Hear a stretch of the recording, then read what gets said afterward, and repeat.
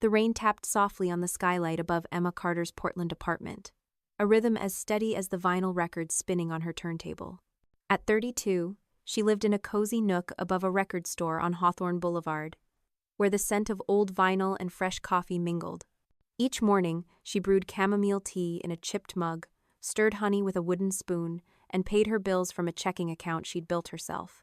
To the world outside, Emma was independent, grounded. To her family, she was the daughter who'd failed. Emma hadn't always been the disappointment. A decade ago, she was the golden child, the one her parents, David and Margaret Carter, pinned their hopes on. Georgetown Law School had welcomed her with a scholarship, her name whispered as the future attorney who'd make them proud. She was the smart one, the overachiever, the daughter who'd carry the Carter name to courtrooms and corner offices. Until she didn't. In her second year, the weight of it, endless case studies, sleepless nights, the pressure to be perfect crushed her. Burnout wasn't loud or dramatic. It was quiet, hollow, a slow erosion of her spark. Emma dropped out, not with a scandal or a breakdown, but with a single email to her dean and a plane ticket back to Portland.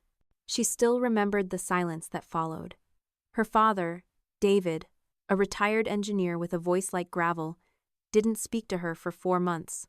Her mother, Margaret, sobbed into a linen napkin at Thanksgiving and told relatives Emma was taking a break. A break that, in their eyes, stretched into a lifetime of letdown. Emma's younger brother, Liam, filled the void she left.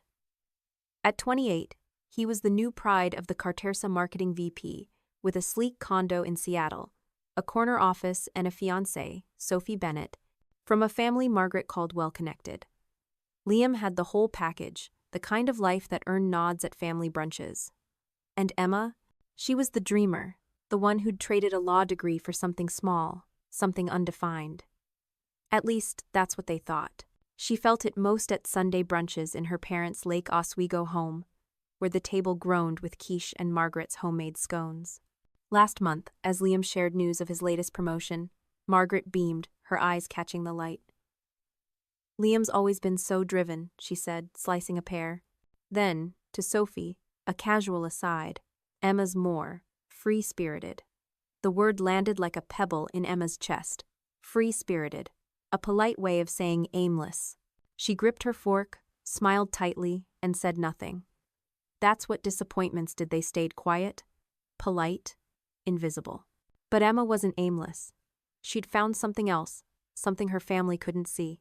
After dropping out, she'd started teaching tech basics to seniors in Portland's Alberta Arts District, a side gig to pay rent and fill her days. It began in a coffee shop, showing a 70-year-old how to send an email, and grew into something bigger, something called Silver Connect. It wasn't just a job, it was a lifeline, a way to help people her family overlooked. Yet when she mentioned it at brunch, David grunted. Teaching old folks to use iPads? Noble, I guess. Liam chuckled, and the conversation moved on. Emma carried that dismissal like a bruise, but she didn't let it define her. Outside her family's gaze, she was building something real. Silver Connect wasn't just lessons, it was a platform, a mission to empower seniors over 60 to navigate a digital world that often left them behind. Email, video calls, even virtual reality workshops, she was teaching them to connect, to thrive. And it was working. Last week, she'd gotten an email from a user, a 79-year-old named Harold Tate, who'd learned to video call his daughter in Miami. "You gave me my girl back," he wrote. Emma had stared at the screen, her throat tight, and pinned the email to her corkboard. She found solace elsewhere, too. Every Saturday, Emma volunteered at a community garden in Portland's Laurelhurst Park, her hands deep in soil, planting basil and thyme. The garden was her refuge, a place where growth didn't need applause. She'd kneel beside retirees and college kids, swapping stories about heirloom tomatoes or the best way to prune rosemary. It grounded her, reminded her that nurturing, whether plants or people, was its own kind of success. One afternoon, a fellow gardener, Rosa, a retired teacher with silver braids, caught Emma staring at a wilting seedling. "It's not dead," Rosa said. "It's just waiting for the right moment to rise." Emma smiled, sensing the words meant more than the plant. Back in her apartment, the record spun Billie Holiday, and the rain kept falling. Emma's laptop glowed with an unopened email, the subject line cryptic, "Silver Connect Stories That Glow Submission." She didn't know why she hesitated to click it. Maybe because she was used to moving forward alone, unseen, or maybe because something told her this email would change everything. She didn't need her family's approval to keep going, she'd learned that much. But sometimes, late at night, when the city hummed below her window, she wondered what it would feel like to be seen. Not as the dropout, the dreamer, the failure, but as Emma Carter, the woman who'd built something from nothing, who'd lit a path for others to follow. She sipped her tea, the steam curling upward, and let the thought linger. The truth, she knew, had a way of finding its moment. Emma Carter stood in a bustling Portland coffee shop, the air thick with the scent of roasted beans and cinnamon scones. It was 3 years ago, and she was 29, her law school dreams a distant memory. She'd taken a job teaching tech to seniors in the Alberta Arts District, a way to pay her rent and keep her days from unraveling. Her first student, a 72-year-old named Esther, squinted at an iPad like it was a puzzle from another planet. "This thing hates me," Esther muttered, poking the screen. Emma laughed, gentle but firm. "It doesn't hate you. It just needs a little patience." An hour later, Esther sent her first email, a shaky "Hello," to her grandson in Denver. Her eyes lit up, and Emma felt a spark she hadn't known she'd lost. That spark became Silver Connect. What started as one-on-one lessons in coffee shops grew into group workshops at the Multnomah County Library, then webinars, and finally a full-fledged online platform. Silver Connect's mission was simple but fierce. Empower people over 60 to thrive in a digital world that kept trying to leave them behind. Emma and her small team taught email, video calls, online banking, and digital safety, how to spot a phishing scam before it landed in every cousin's inbox. They even launched a gamified mobile app where seniors earned digital badges for mastering skills, like a virtual gold star for setting up Zoom. It wasn't flashy, but it was fun, and it worked. One user changed everything for Emma. Harold Tate, 79, a widower with a voice like warm gravel, joined her workshop at a community center in Portland's Pearl District.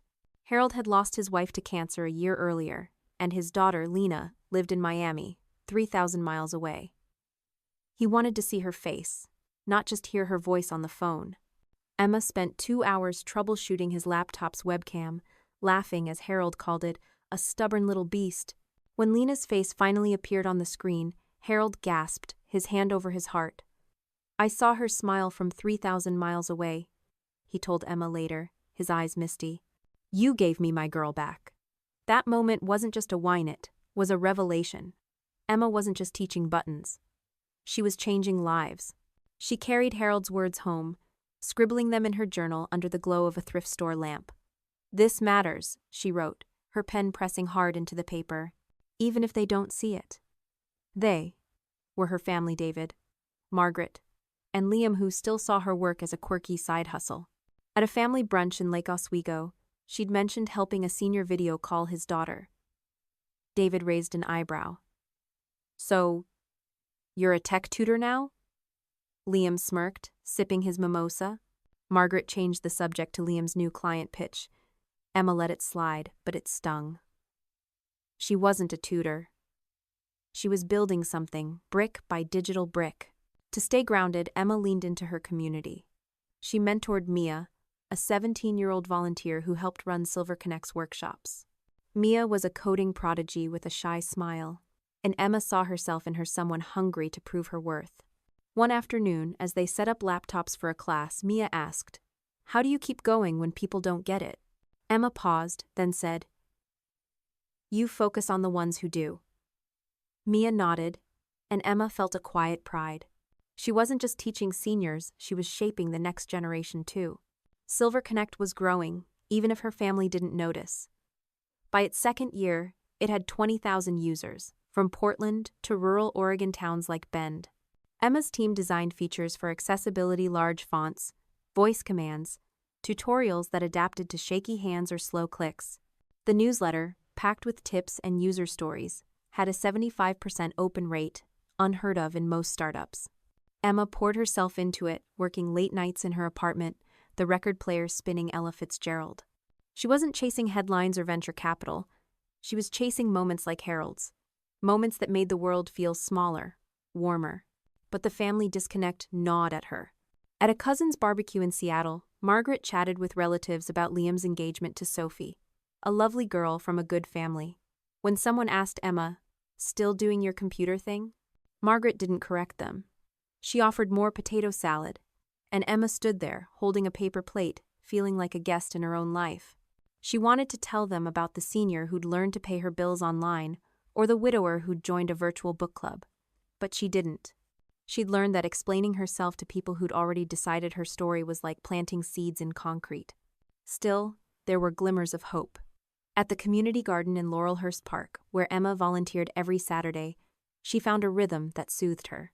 She'd dig into the soil, planting thyme and basil, chatting with Rosa, the retired teacher who'd become her confidant.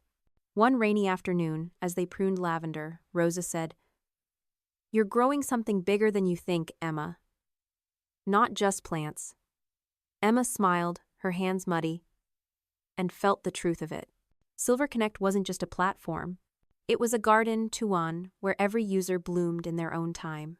Back in her apartment, the rain had stopped, and the city lights blinked through her window. Emma's laptop pinged with a new email, the same cryptic one she'd ignored. Silver Connect Stories That Glow submission. She hovered over it, her finger on the trackpad. Something told her it wasn't just another user story. It was a thread, a connection, a piece of her work reaching someone she hadn't expected. She didn't open it yet. Instead, she turned up the record player, let the music fill the room, and closed her eyes. She wasn't invisible. She was rising, one quiet step at a time. Emma Carter's apartment hummed with the soft crackle of a Nina Simone record, the Portland skyline shimmering beyond her window. It was a crisp fall evening, and Silver Connect, her digital lifeline for seniors, was no longer a seedling, it was a tree, its roots spreading far beyond her coffee shop beginnings. 3 years in, the platform had 100,000 active users, from Portland's urban core to rural Montana towns like Bozeman. Emma's team had partnered with Oregon's library system, piloting workshops in 15 branches, and a grant from a Portland nonprofit had funded their latest venture, virtual reality workshops. Seniors could now visit the Louvre or stroll a virtual Central Park, all from a community center headset. It wasn't just tech, it was magic, disguised as code. Emma's favorite new feature was the Pen Pal program, a bridge between generations. Seniors paired with college students, exchanging emails about everything from recipes to life advice. One user, a 68-year-old named Gloria, wrote to her pen pal, a sophomore at Oregon State, "You remind me of myself at 20, all fire and questions." The student replied, "You make me want to slow down and listen." Emma read their exchange during a late-night review, her heart swelling. Silver Connect wasn't just teaching skills, it was weaving connections, threading lives together across decades. Her role had evolved too. Emma wasn't just a teacher anymore. She was an architect of experience. She oversaw the platform's user interface, ensuring it worked for trembling hands and aging eyes. Large fonts, voice-activated menus, tutorials that adjusted to a user's pace, these weren't afterthoughts but the heart of Silver Connect. The monthly newsletter, packed with tips and user stories, boasted an 80% open rate, a number that made tech friends in Portland's startup scene raise their eyebrows. "You're running a quiet revolution," one said over coffee. Emma shrugged, but inside she glowed. She wasn't chasing Silicon Valley glory. She was building something that lasted. One letter pinned to her fridge captured why. Clara, a 74-year-old from Salem, had sent a handwritten note after a workshop. "I emailed my grandson in Chicago for the first time. He said, 'Grandma, you're a rock star. You gave me back my family.'" Emma traced the words with her finger, the ink smudged from her touch. Moments like Clara's weren't headlines, but they were her fuel. The reason she worked until 2 a.m., tweaking code or answering user emails. Every thank you was a brick in the foundation she'd laid alone. But her family saw none of it. At a cousin's barbecue in Seattle's Capitol Hill, the air thick with cedar smoke, a relative asked, "Emma, still fiddling with computers?" David, her father, chimed in, It's a nice hobby, keeps her busy. Margaret, slicing watermelon, said nothing. Emma forced a smile, her paper plate sagging with coleslaw. A hobby. The words stung, but she didn't correct them. She'd stopped expecting them to ask about her 100,000 users or the Montana pilot. They'd written her story dropout, dreamer, failure, and no amount of data would rewrite it. Not yet. She found balance in the community garden at Laurelhurst Park, where she volunteered every Saturday. Kneeling in the dirt, planting marigolds or harvesting zucchini, Emma felt whole. The garden was her mirror. Slow growth, steady care, blooms that didn't need applause. Rosa, her gardening mentor, watched her one day as she tended a patch of lavender. "You're patient," Rosa said, her silver braids catching the sun. "Not just with plants, with people." Emma nodded, thinking of her seniors, her team, even herself.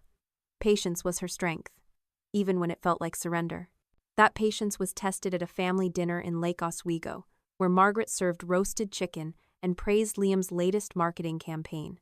Sophie, Liam's fiancée, listened politely, her engagement ring glinting. Then Margaret turned to Sophie, casual as ever. "Liam's the focused one. Emma's creative." The word landed like a stone. Creative. Another euphemism for lost. Emma cut her asparagus, her jaw tight. She wanted to say Silver Connect had just launched VR workshops, that a senior in Eugene had walked the Great Wall of China through a headset. But she stayed silent, invisible again. A flicker of hope came unexpectedly. At a Portland library workshop, Sophie's name came up. A volunteer mentioned that Sophie's grandfather, George, used Silver Connect to video call his family. "He's obsessed," the volunteer laughed. Emma froze, her marker hovering over a whiteboard. Sophie didn't know Emma was the founders. He couldn't. The coincidence felt like a thread, delicate but real, tying her work to her family's world. She didn't mention it to anyone, not even Mia, her teen volunteer, who'd started calling her the coolest boss ever. Mia was another bright spot. At 17, she coded faster than half of Emma's team and brought a spark to workshops. One evening, as they packed up laptops, Mia asked, "Do you ever feel like you're shouting into the void?" Emma laughed, recognizing the ache. "Sometimes," she said. "But then someone hears you, and it's enough." Mia grinned, and Emma saw a future leader in her, a reminder that Silver Connect's roots reached beyond seniors into the next generation. Back home, Emma's record player spun Miles Davis, the notes curling through her apartment like smoke. Her laptop glowed with that unopened email. Silver Connect stories that glow submission. She stared at it, her pulse quickening. It wasn't just another thank you note. It was something bigger, something that might shift the ground beneath her. She didn't open it. Not yet. Instead, she walked to her window, the city lights soft in the fog. Silver Connect was her garden, her proof that even in silence, she was growing something unstoppable. And soon she sensed the world would see it too. Emma Carter leaned against a bookshelf in a Portland diner, the clatter of plates and coffee cups a familiar hum. It was a Saturday morning, and she'd stopped by to meet Mia, her teen volunteer, to plan a new Silver Connect workshop. As she waited, a woman at the next table glanced over, her eyes narrowing. "Excuse me," the woman said, setting down her fork. "Are you Emma Carter, from Silver Connect?" Emma blinked, caught off guard. "Yes, that's me." The woman's face broke into a grin. "My mom uses your platform. She sends me cat memes now. I didn't even know she knew what a meme was." Emma laughed, warmth spreading through her chest. "That's amazing," she said. "Tell her to keep those memes coming." The woman nodded, and Emma felt a quiet thrill. She wasn't invisible enough to everyone. Silver Connect was starting to ripple. Last month, Wired had featured it in an article about tech for good, calling it a lifeline for the digital divide. Emma had given a TEDx talk at Portland State University, her voice steady, as she shared stories of seniors reclaiming their place in a wired world. A podcast invite landed in her inbox, and her newsletter subscribers, now 120,000, sent emails that piled up faster than she could read. One stood out, a 76-year-old from Boise who'd used Silver Connect to join a virtual knitting club. I thought I was too old to make new friends, she wrote. You proved me wrong. Emma saved that one, her heart full. Her latest project was a digital storytelling workshop, a new addition to Silver Connect's offerings. Seniors recorded their life stories, immigration tales, war memories, first loves using simple audio tools. At a session in a Portland library, a man named Vito, 82, shared his journey from Italy to Brooklyn in 1955. His voice cracked as he described his mother's lasagna, the recipe lost when she passed. The room was silent, then erupted in applause. Emma wiped her eyes, struck by the power of amplifying voices too often ignored. Vito hugged her after, saying, "You gave my story a home." She carried that moment like a talisman. Proof her work wasn't just tech, it was legacy. But her family remained blind to it. At a family dinner in Lake Oswego, the table set with Margaret's heirloom china, Liam shared news of his engagement party in San Francisco. Sophie, his fiancée, smiled, her charm effortless. Margaret turned to Sophie, her tone warm but pointed. Liam's the driven one. Emma's creative. The word landed like a pinprick. Emma stirred her soup, her smile practiced. Creative. A soft dismissal. A reminder she was the footnote in the Carter story. She wanted to mention the Wired article, or Vito's story, or the 10 rural libraries in Montana now using Silver Connect. But she didn't. She'd learned that truth didn't change, minds already made up. She found solace in her neighbor, Rosa, the retired teacher from the community garden. Over tea in Rosa's cluttered living room, surrounded by books and succulents, Emma vented about the dinner. Rosa listened, her eyes sharp. "They're not ready to see you," she said, stirring honey into her cup. "But that doesn't mean you're not seen." Rosa's words were a balm, grounding Emma in her purpose. She wasn't building Silver Connect for her family's applause. She was building it for Vito, for the Boise knitter, for the thousands who emailed her their gratitude. Still, the family disconnect weighed on her. Margaret had called about Liam's engagement party. Her voice clipped. "It's at a lovely restaurant in San Francisco. Sophie's family is professional. Ivy League types. Just don't talk too much about your website thing." Emma nearly laughed. Got it, she thought. No mention of changing lives. She debated skipping the party, imagining herself in her garden instead, hands in the soil, far from the weight of her family's gaze. But something, curiosity, maybe duty, kept her from declining. A flicker of connection came unexpectedly.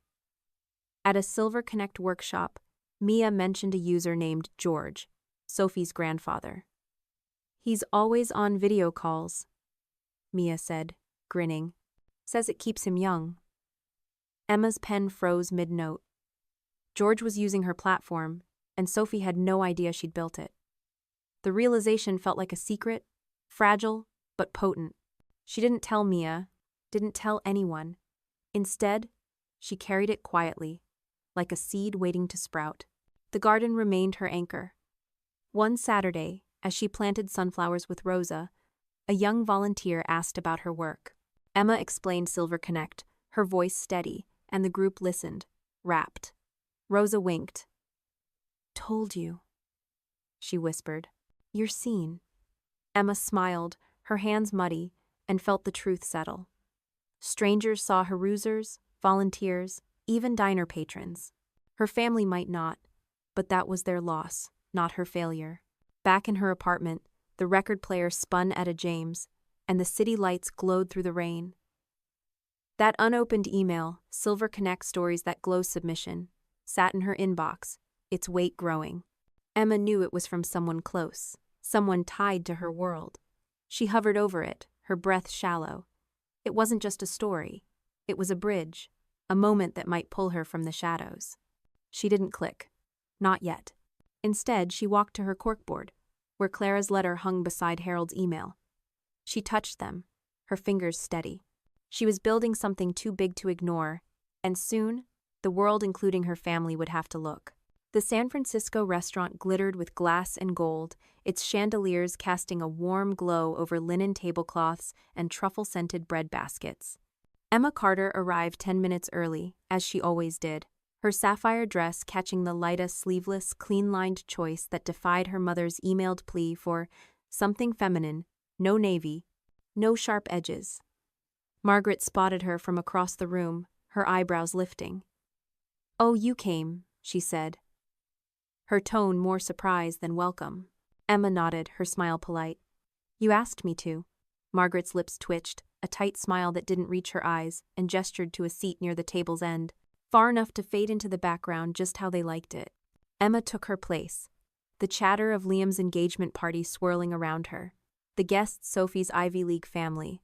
Liam's polished colleague spoke of stock portfolios and summer homes. Emma sipped her water, her dress a quiet rebellion, her presence a choice she'd made not for her family but for herself. She'd almost stayed home, picturing her Portland apartment, the record player spinning Coltrane, her hands in the soil of her community garden. But something had pulled her here, a thread. A hunch. A need to stand in the room where she'd always been invisible. Liam and Sophie arrived, radiant, their laughter like a melody. Sophie hugged everyone, including Emma, her warmth genuine but fleeting. The evening unfolded with champagne toasts and speeches. Liam's boss, a man with a Rolex and a booming voice, praised his limitless potential. Sophie's father spoke of legacy, his words heavy with pride. Emma nodded along, her role familiar. The quiet sister, the faded photograph on the family wall. She was used to it, but tonight, it felt different. That unopened email, Silver Connect Stories That Glow submission burned in her mind. She'd read it last night, and its words had shifted something inside her. The email was a video, 90 seconds long, from Sophie. She'd submitted it to Silver Connect's campaign, a call for users or their families to share stories of impact. In the video, Sophie sat in a cozy living room, holding the hand of her grandfather, George. "This is my grandpa," she said, her voice soft. "He lost my grandma last year, and it broke him. But Silver Connect taught him to video call us, to shop online, even to use your VR workshops. He visited the Smithsonian last week. It gave him back his spark." George, 80, with a twinkle in his eye, looked at the camera. "Thank you, Emma," he said. "You gave me my son back."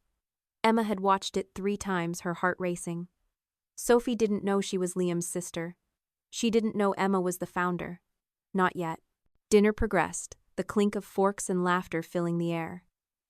Emma stayed quiet, her thoughts on George, on the thousands like him who'd found connection through her work. Then, during dessert, Sophie leaned over, her eyes curious. "Emma, what do you do again?" The question was casual, but the room seemed to hush around the edges. Margaret stiffened, her fork pausing. David glanced up from his crème brûlée. Emma took a sip of water, her voice calm. "I run a platform for digital literacy. For seniors." Sophie tilted her head.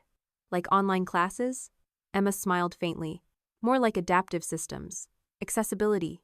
Focused. Large print navigation, voice input, VR experiences." Sophie's eyes widened. "What's it called?"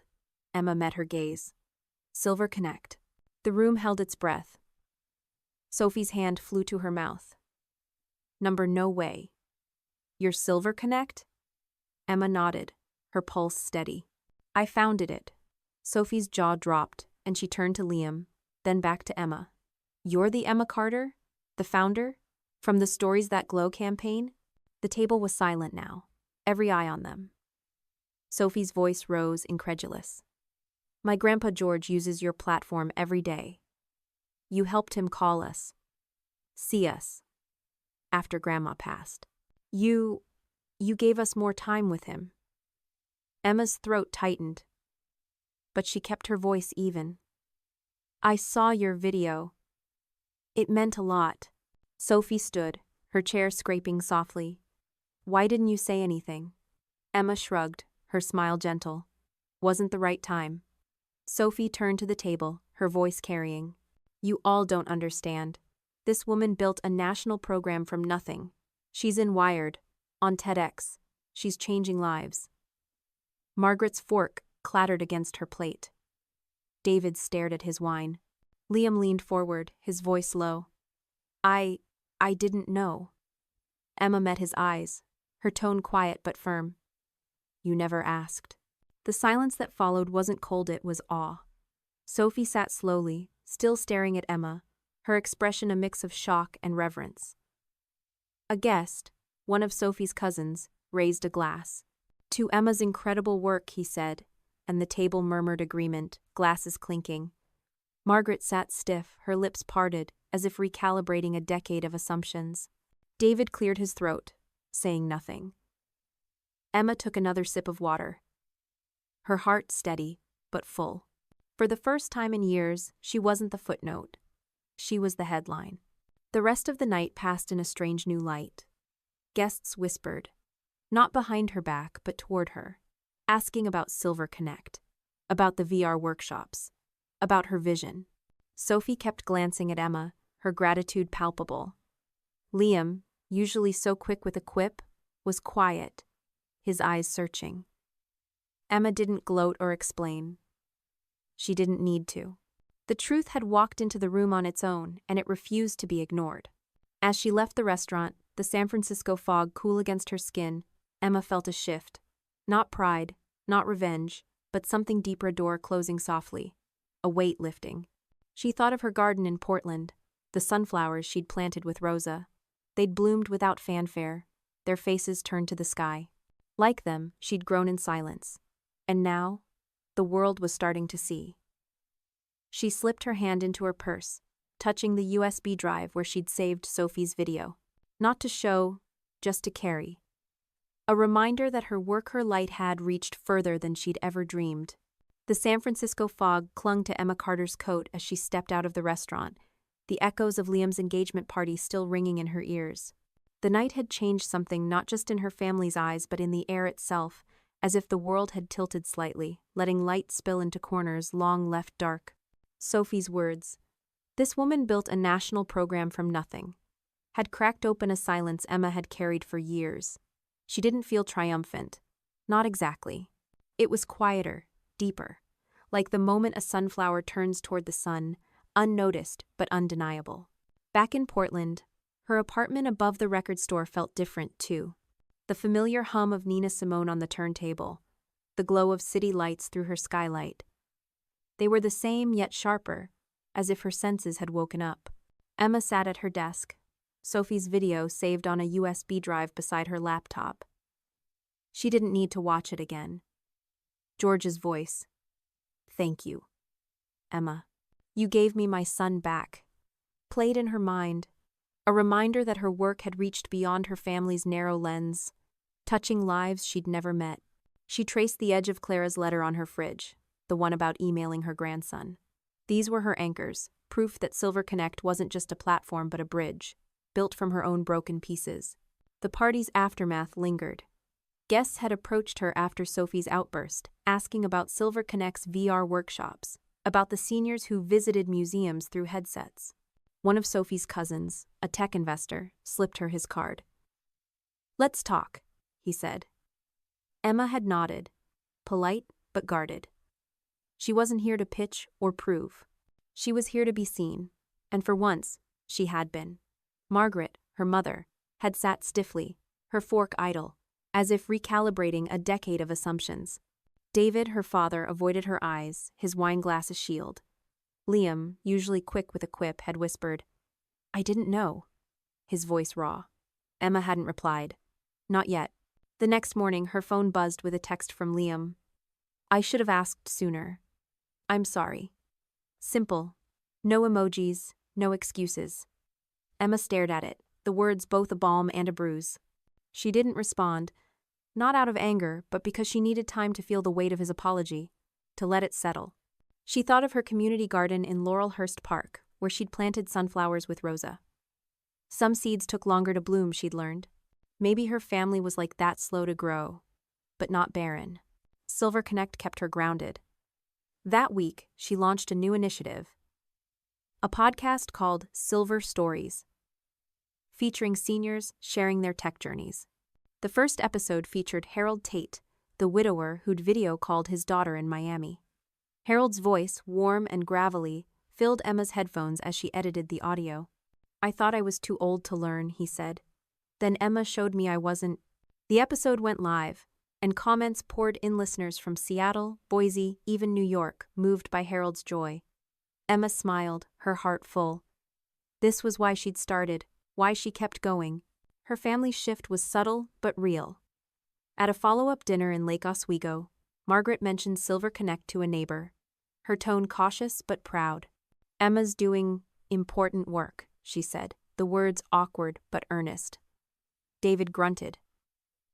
But it wasn't dismissal, it was discomfort, the kind that comes with rethinking someone. Emma didn't push. She'd spent years explaining herself to deaf ears. Now, she let their curiosity grow, like seedlings finding their own light. Rosa, her garden mentor, saw the change in her. One Saturday, as they harvested zucchini, Rosa said, "You're standing taller, Emma, not just here but out there." Emma laughed, brushing dirt from her hands. "I didn't realize I was slouching." Rosa's eyes twinkled. "You weren't. You were just waiting for the world to catch up." The words stayed with Emma. A reminder that her growth, Silver Connect, her confidence, her peace had been hers all along. But Margaret's control lingered. She called days after the party, her voice clipped. "The family's talking about you now," she said. "Just stay humble, okay? Sophie's people are influential." Emma bit back a laugh. Humble. As if she'd ever been anything else in their eyes. "Got it," she said, her tone light.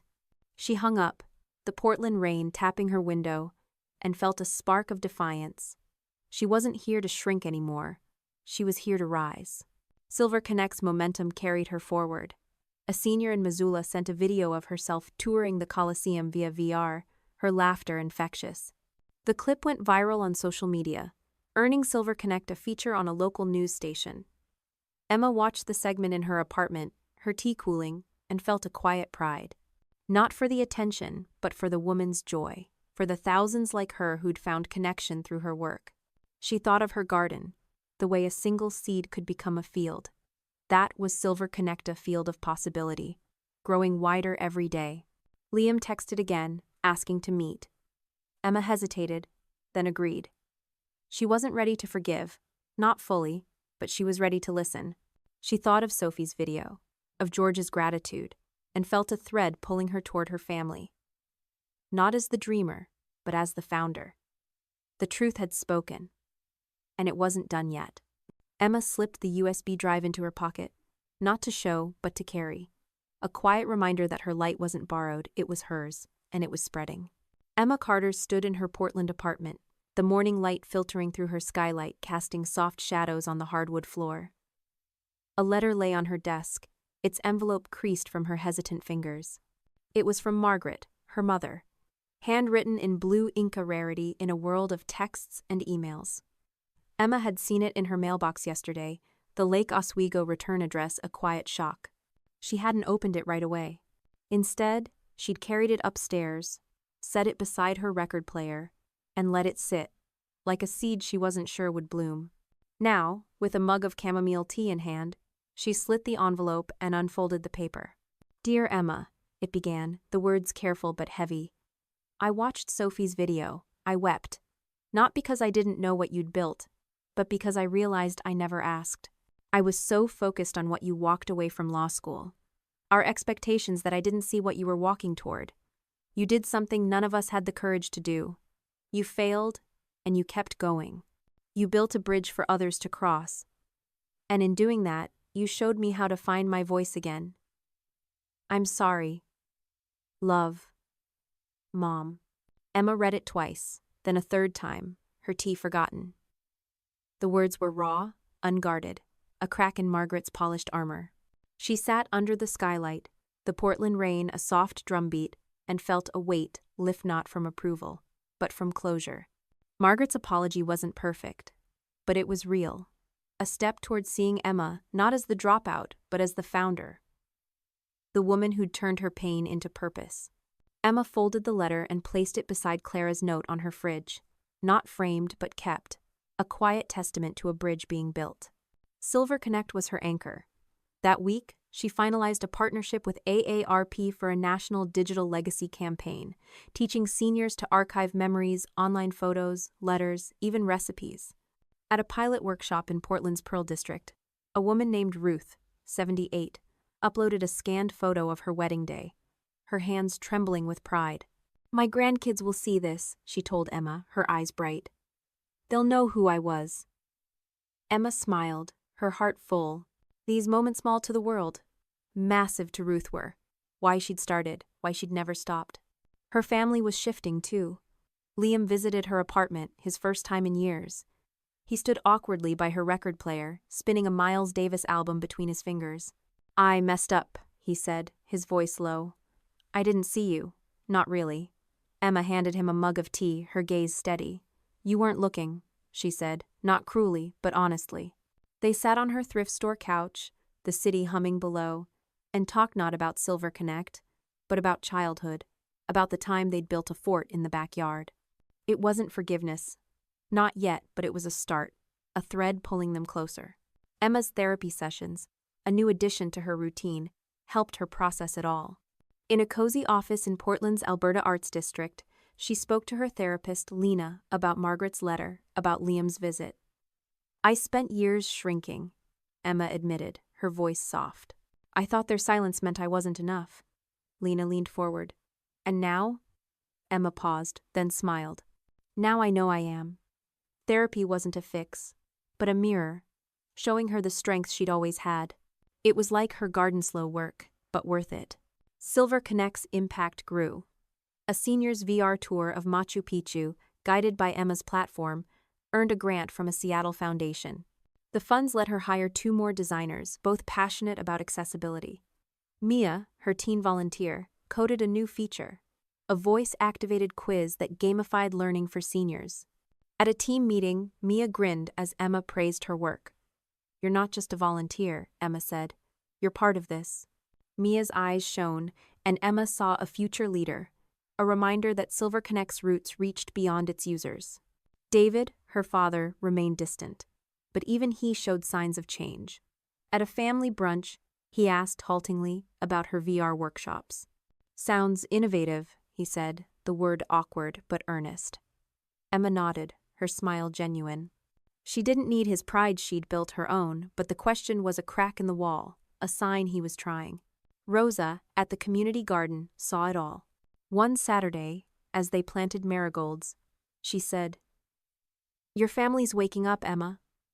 But you? You were always awake." Emma laughed, her hands in the soil. "Took me a while to believe it."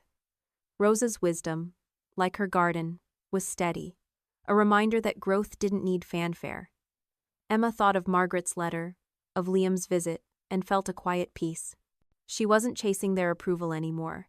She was living her truth, and they were starting to see it. Back home, Emma played Billie Holiday, the notes curling through her apartment. She opened her laptop, the Silver Stories podcast analytics glowing. 10,000 downloads in a week. Harold's episode was trending, his voice a beacon for listeners. Emma smiled, her tea warm in her hands. Silver Connect was her field, her harvest, and it was thriving. She thought of Sophie's video, of George's gratitude, and knew the light she'd kindled was spreading through her users, her team, and now, slowly, her family. The letter on her fridge caught the light, a small but steady step toward healing. Emma Carter sat in a sunlit Chicago cafe, the clatter of cups and laughter a warm backdrop. Across from her, Sophie Bennett leaned forward, a notebook half open beside her coffee. It was months after the engagement party, and Sophie had reached out not as Liam's fiancée, but as a believer in Emma's work. "I've been thinking," Sophie said, her eyes bright. "There's a foundation I volunteer with. They fund social impact startups, especially women-led ones. I showed them Silver Connect." She slid the notebook toward Emma, pages filled with notes, numbers, names potential partners, grant opportunities. "If you're ready to scale," Sophie said, "I think we can help." Emma's heart raced, but her voice stayed steady. "You don't owe me anything," she said. Sophie shook her head, her smile fierce. "This isn't about debt, it's about belief. You gave my grandpa George something I never could, a way to stay connected, to feel alive. I want to see where else your light can reach." For once, Emma didn't flinch from the praise. She nodded, her fingers tracing the notebook's edge. "Let's talk," she said. And Sophie grinned, the air electric with possibility. Back in Portland, Silver Connect was already growing. Emma's team launched a Tech Mentors program, training seniors to teach their peers, creating a self-sustaining network. Ruth, the 78-year-old from the Digital Legacy Workshop, became their first mentor. At a training session in Portland's Pearl District, Ruth stood before a group of seniors, her voice steady. "I was scared of computers," she said. "Now I'm teaching you. If I can do it, you can." The room erupted in applause, and Emma, watching from the back, felt a surge of pride. Ruth's journey mirrored her own from doubt to purpose, from fear to leadership. The program was a hit. Mentors like Ruth led workshops in 10 states, from Oregon to Georgia, reaching seniors in rural towns with spotty broadband. One mentor, a 72-year-old named Carl, emailed Emma, "I haven't felt this useful since I retired. Thank you for giving me a second act." Emma read it in her apartment, the record player spinning Ella Fitzgerald, and smiled. Silver Connect wasn't just connecting seniors to Tech-It, was giving them a stage, a voice, a reason to shine. Her family was coming around too. At Liam and Sophie's wedding in Napa Valley, Margaret introduced Emma to guests with a new label. "My daughter, the founder." It wasn't perfect. Silver Connect wasn't a nonprofit, and Margaret's tone held a hint of rehearsal, but it was progress. Emma, in a navy jumpsuit that raised no eyebrows, smiled and let it be. Later, Margaret pulled her aside, a glass of Chardonnay in hand. "You always walked your own way," she said, her voice soft. "I thought it meant you were lost. Now I see you were ahead." They didn't hug, but they stood together. The vineyard's golden light around them, and it felt like enough. Emma's therapy with Lena helped her hold it all.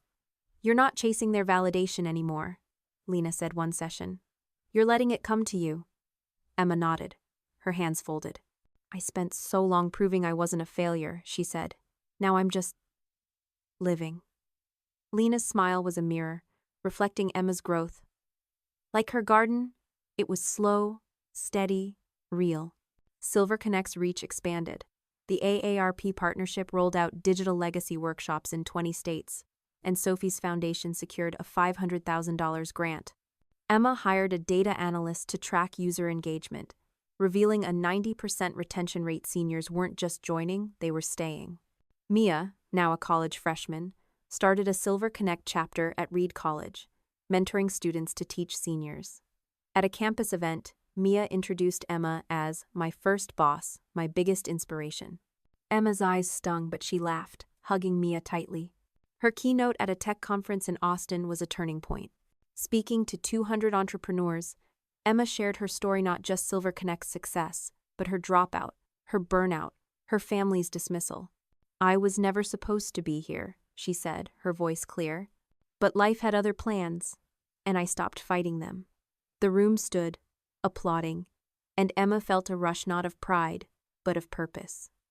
She wasn't just a founder, she was a storyteller, a bridge, a light. David surprised her with an email, praising her Austin speech. "I watched it online," he wrote. "You're doing something real." It was short, but it was his voice, not Margaret's, and Emma felt a crack in the wall between them. She didn't reply right away. She didn't need to.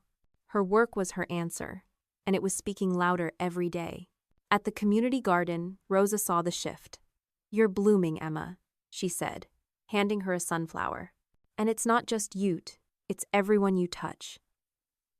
Emma tucked the flower behind her ear, the soil under her nails a badge of her roots.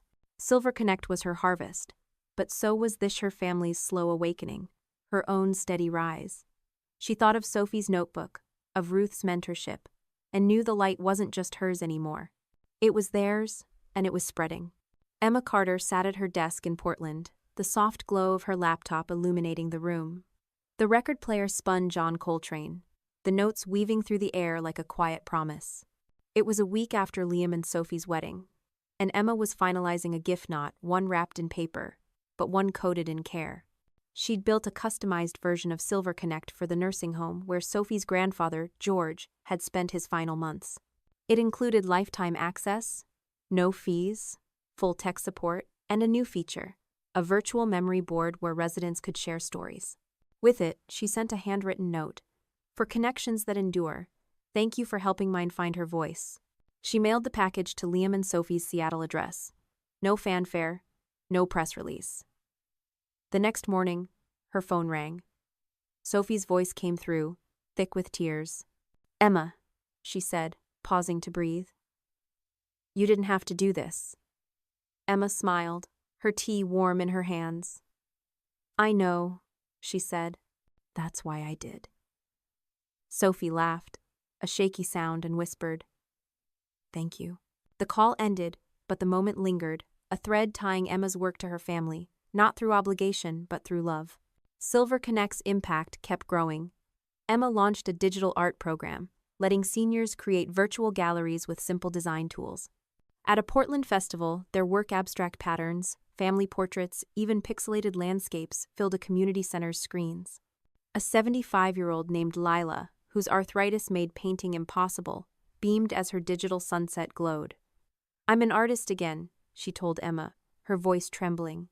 Emma hugged her, the crowd's applause a warm wave. These moments weren't just victories, they were proof that Silver Connect gave seniors not just skills, but wings. Her community garden became a hub for connection, too. Emma hosted a Silver Connect event there, where seniors and teens planted trees together, their laughter mingling with the scent of pine and soil. Mia, now leading the Reed College chapter, brought her classmates, who swapped stories with seniors like Ruth. One teen, inspired by Ruth's Tech Mentors workshop, said, "I want to be like her when I'm 80. Emma watched from the sidelines, her hands muddy, and felt a quiet pride. Her garden, like Silver Connect, was a place where generations met, where roots grew deep. Her family's healing continued. David, her father, called after the festival, his voice gruff but warm. "Saw your art thing on the news," he said. "It's impressive." Emma smiled, stirring honey into her tea. "Thanks, Dad." It wasn't a grand gesture, but it was his, and it mattered. Margaret invited her to cook together, a rare offer. In the Lake Oswego kitchen, they chopped carrots and laughed about old family recipes, the air light. They weren't fully mended, but they were closer, like plants leaning toward the same sun. Emma's therapy with Lena gave her space to reflect. "You're not just building bridges for others," Lena said. "You're crossing them yourself." Emma nodded, her eyes tracing the office's fern. "I used to think I needed their approval to be whole," she said. "Now I know I'm enough." Lena's nod was a mirror, reflecting Emma's truth. Like her garden, her growth was steady, rooted in self-acceptance. Silver Connect's reach deepened. The Tech Mentors program expanded to 15 states, and the AARP campaign hit 250,000 users. A 92-year-old in Montana emailed Emma, "I booked a train ticket online to see my great-grandson. First trip in 20 years. Thank you." Emma read it in her apartment. The city lights soft outside, and felt a hum of purpose. Every user was a story, a thread in the tapestry she'd woven from her own unraveling. Mia's growth was another thread. At a Reed College event, she presented a new Silver Connect feature, a chatbot that guided seniors through tutorials with humor and patience. "I learned from the best," Mia said, pointing to Emma. The crowd cheered, and Emma felt a swell of pride not for herself, but for Mia, for the legacy she was building. Mia wasn't just a volunteer. She was a partner, a spark for the future. At the garden, Rosa handed Emma a lavender sprig. "You're not just planting seeds," she said. "You're planting forests." Emma tucked the sprig into her pocket, the soil under her nails a badge of her work. She thought of George's nursing home, of Lila's sunset, of Mia's chatbot, and knew her light wasn't solitary, it was shared, a constellation of connections. She looked at the letter on her fridge, Margaret's words beside Clara's, and felt a quiet certainty. She wasn't proving herself anymore. She was living, and that was enough. Emma Carter walked through Portland's Forest Park, the air crisp with pine and earth, the trail crunching under her boots. It was a quiet Sunday, and the city felt suspended, as if holding its breath for spring. She was 32 now, No longer the law school dropout, the family disappointment, but Emma, founder of Silver Connect, builder of bridges, planter of seeds. The journey hadn't been loud or flashy, but it was hers, and it was real. She paused by a cedar tree, its branches heavy with dew, and thought of her garden, of the sunflowers that bloomed without asking permission. That was her story. True growth in silence, light from within. Silver Connect was thriving. Last month, Emma launched the Digital Dignity Awards, a ceremony to honor seniors who'd mastered tech through her platform. The first event was planned for Washington, D.C., with Ruth, the 78-year-old mentor, as a keynote speaker. Ruth had emailed Emma a draft of her speech. Silver Connect didn't just teach me tech. It taught me I'm still here, still growing. Emma read it in her apartment, the record player spinning Aretha Franklin, and felt a surge of pride. Her work wasn't just about skill set, it was about dignity, about reminding people they mattered. A 90-year-old user from Idaho sent an email that became her touchstone. "I Skyped my great-grandson for his birthday," she wrote. He said, "Nana, you're cooler than my friends. Thank you for giving me that moment." Emma pinned it to her corkboard beside Clara's letter and Harold's note. Each was a thread in her tapestry, woven from years of doubt, burnout, and reinvention. She wasn't chasing headlines or her family's applause anymore. She was chasing moments like these, small but seismic, that changed lives one click at a time. Her family had softened, their edges worn smooth by time and truth. At a recent dinner in Lake Oswego, Margaret and Emma cooked together, peeling potatoes and swapping stories about her childhood dog. The air was light, unguarded, a far cry from the tense brunches of years past. "I'm proud of you," Margaret said, her voice quiet as she stirred gravy. Emma nodded, her throat tight. It wasn't everything, but it was enough. Liam, now married to Sophie, joked about her fame at the DC Awards. "Gonna mention your little brother in your speech?" he teased. Emma laughed. "Only if you behave." The banter felt new, a sign the past's grip was loosening. Therapy with Lena gave her clarity. "You've rewritten your story," Lena said, her office fern swaying in the breeze. "Not for them, but for you." Emma smiled, her hands clasped. "I used to think I needed their light to shine," she said. "Now I know mine's enough." Lena's nod was a mirror, reflecting a woman who'd found her center.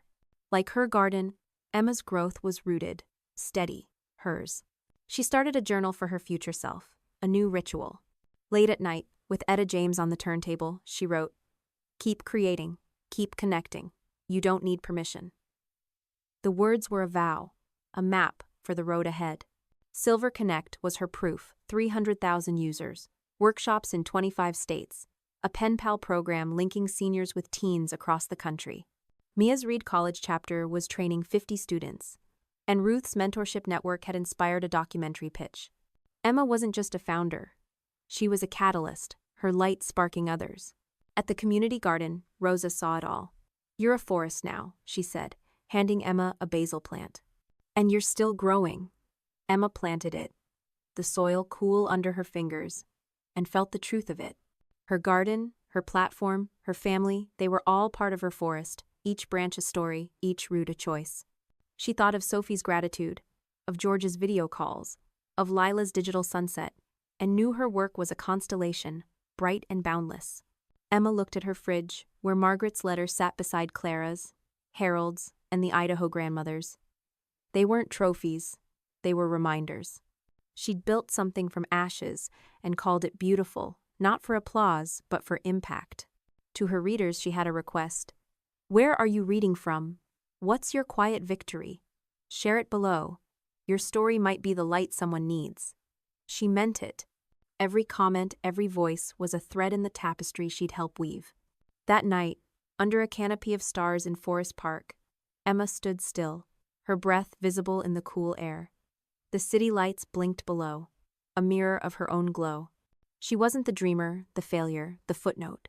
She was Emma Carter, and her light wasn't borrowed. It was hers, steady and true. She smiled, the kind that reached her spine, and walked on, her story still unfolding, ready to light the way for others. Emma Carter's story is not one of grand gestures or overnight triumphs. It is a tapestry woven from quiet moments, steadfast resolve, and the courage to build something meaningful in the face of doubt. At 32, living above a record store in Portland, Oregon, Emma transformed from a law school dropout, labeled a family disappointment, into the founder of Silver Connect, a platform that empowered over 300,000 seniors to navigate a digital world. Her journey, spanning heartbreak, reinvention, and reconciliation, is a testament to the power of resilience, the beauty of unseen work, and the truth that light can shine brightest in silence. Emma's story began with promise. As a Georgetown law student, she was the Carter family's golden child, destined for courtrooms and accolades. Her parents, David and Margaret, saw her as their pride. Her younger brother, Liam, looked up to her. But burnout, a silent thief, hollowed her out in her second year. She left law school, not with drama, but with a quiet email and a plane ticket home. The fallout was immediate. David's silence lasted months.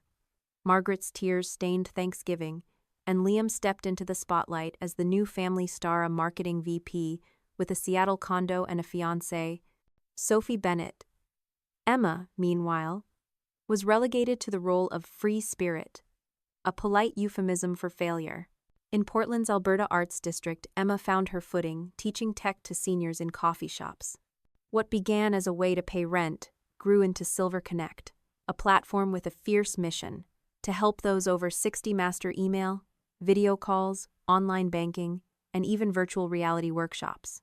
She built it from scratch, designing accessible interfaces with large fonts and voice commands, creating a gamified app with digital badges, and launching a pen pal program to connect seniors with college students. Stories like Harold Tate's a widower who video called his daughter in Miami rubies, who archived her wedding photos online, became Emma's fuel. These weren't headlines. They were lifelines, proof that her work mattered. Yet her family saw none of it. At brunches in Lake Oswego, Margaret praised Liam's promotions while dismissing Emma's work as teaching old folks to click buttons. David grunted. Liam smirked. Emma stayed silent, her pain tucked behind polite smiles, her resolve growing in her community garden at Laurelhurst Park. There, planting basil with Rosa, her mentor, she found solace, the soil a metaphor for her patience. Rosa's words echoed, "You're growing something bigger than you think." Emma carried that, nurturing Silver Connect's 100,000 users, its AARP partnerships, and its viral VR tours, even as her family called it a hobby. The turning point came at Liam and Sophie's engagement party in San Francisco. Sophie, unaware of Emma's role, submitted a video to Silver Connect's Stories That Glow campaign, thanking the platform for helping her grandfather George stay connected after loss. When Sophie asked, "What do you do?" Emma's quiet reply, "I'm the founder," sparked a revelation. Sophie's awe, "You're the Emma Carter?" silenced the room, forcing Margaret, David, and Liam to see her anew. The moment wasn't about triumph. It was about truth, a light breaking through years of shadow. From there, Emma's world expanded. Silver Connect launched a Silver Stories podcast, a tech mentors program with Ruth leading seniors, and a digital art initiative showcasing virtual galleries. The platform hit 300,000 users, with workshops in 25 states and a Digital Dignity Awards planned in D.C. Sophie's mentorship connected Emma to grants, scaling her vision. Mia, her teen volunteer, started a college chapter, becoming a partner in Emma's legacy. At the Garden, Emma hosted intergenerational events, blending seniors and teens in tech and tree planting, her garden a living bridge. Her family softened. Liam apologized, visiting her apartment to share tea and memories. David emailed praise for her Austin keynote, where Emma shared her story of dropout to founder. Margaret's handwritten letter was raw. "I didn't see you. You're braver than us all." They cooked together, laughed, stood closer, not fully healed, but healing. Therapy with Lena helped Emma see her worth wasn't tied to their validation. "I'm enough," she told herself, journaling under moonlight, her vows to keep creating a guide for her future self. Emma's story culminated in a walk through Forest Park, the Portland air crisp, her reflection clear. She wasn't the failure her family had branded her. She was Emma Carter, a woman who'd built a constellation of connections: Harold's calls, Lila's art, Mia's chatbot, Sophie's gratitude from her own reinvention. Her fridge held letters, Clara's, Margaret's, a 92-year-old's train ticket tale. They weren't trophies but proofs, reminders of a light she'd kindled alone, now shared with the world. Emma's journey teaches us that resilience isn't always loud. It's the courage to keep building, even when no one sees you. Her family's dismissal could have defined her, but she chose to define herself through Silver Connect, finding purpose in helping others. This speaks to anyone who's felt invisible, whether in family, work, or dreams. Your worth isn't in others' applause. It's in the lives you touch, the seeds you plant, the truth you carry. Emma's garden, her platform, her patience, they show that growth is slow but real, that light can bloom in silence and still change the world. In today's fast-paced, validation-hungry world, Emma's story is a call to pause. Social media screams for likes. Workplaces demand instant wins. But real impact often starts small: a coffee shop lesson, a muddy garden plot. For the U.S. audience, young or old, this means embracing your own path, even when it's misunderstood. If you're chasing a dream others don't see, keep going. If you're rebuilding after failure, trust the process. If you're helping others, know it matters, even without fanfare. Like Emma, find your garden. Maybe it's a hobby, a side project, or a kind act, and nurture it. Connect with those who lift you, like Rosa or Mia, and let go of those who dim your light. Emma's story also reminds us to see others. Her family's blindness came from assumptions. Sophie's video broke that spell. Ask questions, listen deeply, celebrate the quiet victories around you: a parent's side hustle, a friend's new skill. In a divided world, connection is a radical act. Start small. Call a grandparent, share a story, teach someone a trick. These threads weave a stronger community, a brighter world.